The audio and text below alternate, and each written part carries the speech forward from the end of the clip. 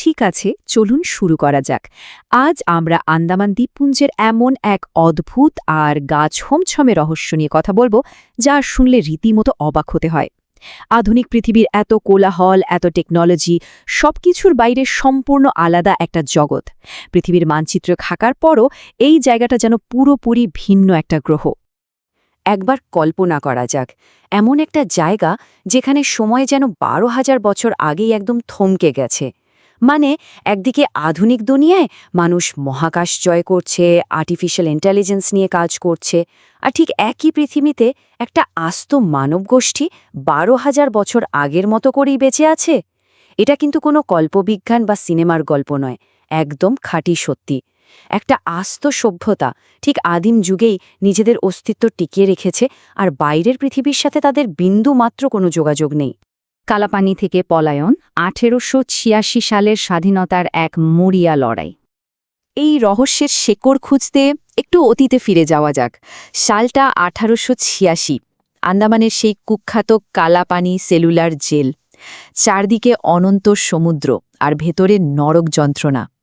তো সেখান থেকেই এক কয়েদি স্বাধীনতার খোঁজে মরিয়া হয়ে পালিয়ে যায়।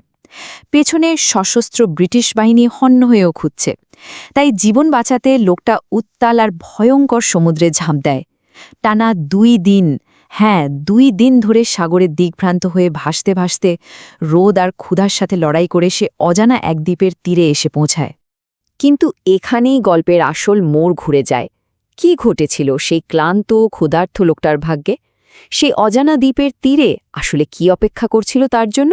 এই প্রশ্নটাই আমাদের সবচেয়ে বেশি কৌতূহলী করে তোলে, কারণ এর উত্তরের মাঝেই লুকিয়ে আছে সেই গভীর রহস্য। ভয়ঙ্কর এক আবিষ্কার, পলাতক সেই কয়েদির করুণ পরিণতি। ব্রিটিশ বাহিনী যখন খুঁজতে খুঁজতে অবশেষে সেই অজানা দ্বীপে পৌঁছায়, তারা কিন্তু লোকটাকে জীবিত উদ্ধার করতে পারেনি। তাকে মৃত অবস্থায় পাওয়া যায়, গলা কাটা ছিল তার। এই মর্মান্তিক আবিষ্কারটা ব্রিটিশদের কাছে একটা বিষয় খুব পরিষ্কার করে দেয়। দ্বীপের ওই তীরটা মোটেও জনশূন্য ছিল না, বরং সেখানকার মানুষজন নিজেদের সীমানার ব্যাপারে সাংঘাতিক রকমের আপোষহীন। বাইরের পৃথিবীর কাউকেই তারা সেখানে কোনো অবস্থাতেই মেনে নিতে রাজি ছিল না। নর্থ সেন্টিনেল আইল্যান্ড সেই ভয়ঙ্কর দ্বীপের আসল পরিচয়।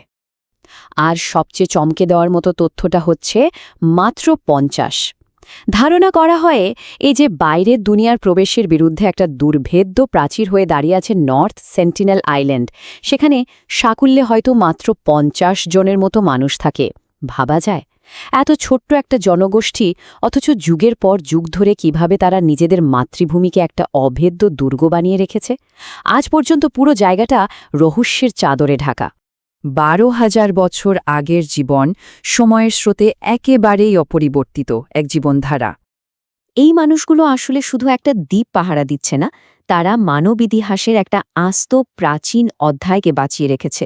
12,000 বছর ধরে সম্পূর্ণ বিচ্ছিন্ন অবস্থায় তারা তাদের আদিম জীবনধারাকে অবিকল টিকিয়ে রেখেছে।